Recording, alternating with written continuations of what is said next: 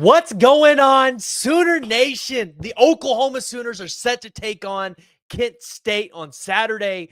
But the question on a lot of Oklahoma fans' minds outside of John Mateer is, where is Jaydn Ott, and is the Oklahoma running game going to get right in a week that you have to get it right because you're about to enter in SEC play? You're about to go play Texas. You don't know if John Mateer is going to be available in that game. So this is crucial. So today we're going to talk about some interesting updates that Ben Arbuckle was able to give us about the running game this weekend. And also, we're going to give you our score prediction for the Oklahoma versus Kent State game. So make sure you stay tuned for that. But before, as always, I want to hear from y'all. So jump down in the comments below. I have been seeing that some of you guys are commenting, and for some reason, they're not popping up on my side for me to be able to see those comments. So you might see me switching over to my personal account to reply to some of you all. Not sure what's going on there. Hopefully, we can try to get that fixed soon. But if you're new to the channel, make sure you hit that like, hit the subscribe button. Would love to have you part of the channel here where we talk about Oklahoma football and Oklahoma football recruiting all season long. So we'd love to have you be a part of the community here. All you have to do is subscribe. It's completely free. So Ben Arbuckle this week during media availability got a chance to talk about the offense a little bit, which has felt like it's been pretty good. The only downside to the offense really has been kind of the running back room, and hasn't been kind of what Oklahoma fans thought it would be. You really felt like with Ben Arbuckle coming in this year, with understanding how he was able to utilize the run game at Washington State, that this would be a dynamic running attack for Oklahoma, and it has not been that. And the big time transfer that Oklahoma brought in Jaydn Ott has not been the guy that we thought he would be this year. And a lot of understanding kind of what is going on in that situation, especially with his injury, I think has maybe helped some people a little bit. But we're 4 games into the season, and Oklahoma fans are asking, like, is he going to get right? And when is this running attack for Oklahoma going to really prove itself?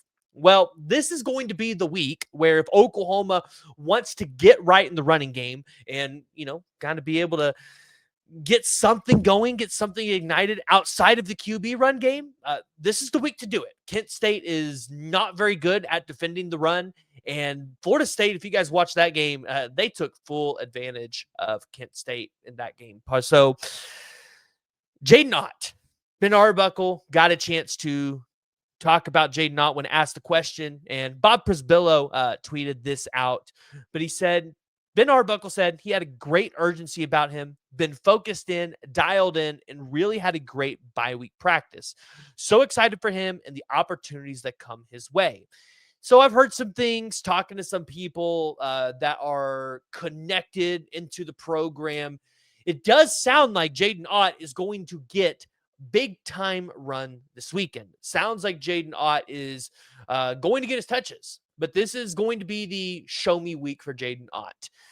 What happens from this point on for Jaydn Ott, I think, is solely on him. Like, if he does not perform this week, if he does not have a good outing, we might not see a ton of Jaydn Ott for the rest of the season. This might be a situation where the staff wants to sit him and get him right, and maybe return him next year. This could also be the situation where Jaydn Ott breaks out for a 150, 200-yard running game and solidifies himself as RB1, and then goes out through the rest of the season and continues to dominate like he was at Cal.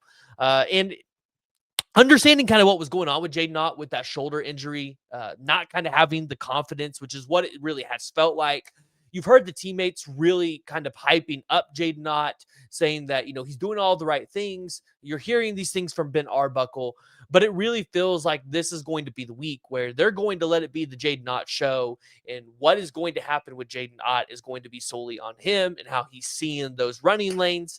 And I think this week we're going to see Jaydn Ott break out. I don't think that there is a world where Jaydn Ott ends up getting shelved because he's just not performing at a high level. That's not who he's been. You've seen him play through injuries at Cal. You saw him produce at a really high level at Cal, and I think we're going to see that this weekend against Kent State.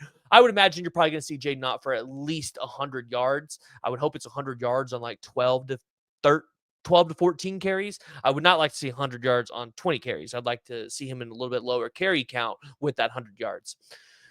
But also, I think that means there's going to be a lot of opportunity for other receivers this weekend and tight ends to really get an opportunity to showcase their game with the running game opening up for Oklahoma. So Michael Hawkins, obviously going to be your starting quarterback. And I do believe we're going to see Jaron Kanik finally get into the end zone, but Jaron Kanik to have another really big day, because just like he's been open for John Mateer, he's going to be open for Michael Hawkins. And I would imagine John Mateer has thrown out that little piece of knowledge and that nugget to Michael Hawkins and saying, hey, when in doubt, when you can't find any of the other wide receivers, look for Jaron Kanik, because he always finds a way to be open. But additionally, the Oklahoma Sooners are getting back Giovanni Gibson this week. This was the wide receiver out of fall camp that we heard nothing but great things about before he ended up getting hurt. And so getting to finally see him, you kind of wonder how many targets he's going to get. Wouldn't expect a ton of production from him. You kind of wonder if the staff will just kind of want to get him some game reps in, but really kind of hide him until Texas, not give Texas too much film on Giovanni Gibson. But then, are we finally going to get to see Caden Helms in the passing game by people like that? I think it's all going to be really interesting. Versus Kent State, I think there's going to be a lot of, like I said, with the running back room getting right, but I definitely think you're going to see some testing of things on the other sides of the ball, whether it's on defense, getting Eli Bowen back, or on the offensive side of the ball with getting Giovanni Gibson back, and maybe even integrating some other tight ends into the tight end game. Now, as far as what is going to happen this weekend against Kent State, I think it's going to be a blowout. I think the line right now for Oklahoma is 45.5. It's a really big line. The over-under is 53.5. It's odd that they're going to give Kent State almost 10 points. It's like 8 points, but you know what I mean. It's weird that they're going to give them that kind of number. But the Oklahoma Sooners, I believe, are going to win this game 52-0. I really don't think there's a whole lot to talk about here. This is pretty straightforward. This is one of the worst teams Oklahoma has played in Norman in a long, long time. And I don't think there's really a whole lot to break down other than, hey, like, we're seeing some guys back. We're going to get to see some things with Michael Hawkins. Michael Hawkins, how much did he pass for it last year? I think that's an interesting dynamic. If I can get it to pull up. Michael Hawkins hasn't played a whole lot this year. Let's see here. Michael Hawkins last year passed for 783 yards. I bet he can get at least half that this weekend against Kent State. He'd go for half of his total last year. All right. That's going to be it for today. If you are new to the channel, make sure you guys hit that like, hit that subscribe button. Let me know what you guys think about Jaydn Ott or anybody else returning for this weekend. What do you want to see from Oklahoma? Do you think Jaydn Ott gets right? And we'll see you all next time.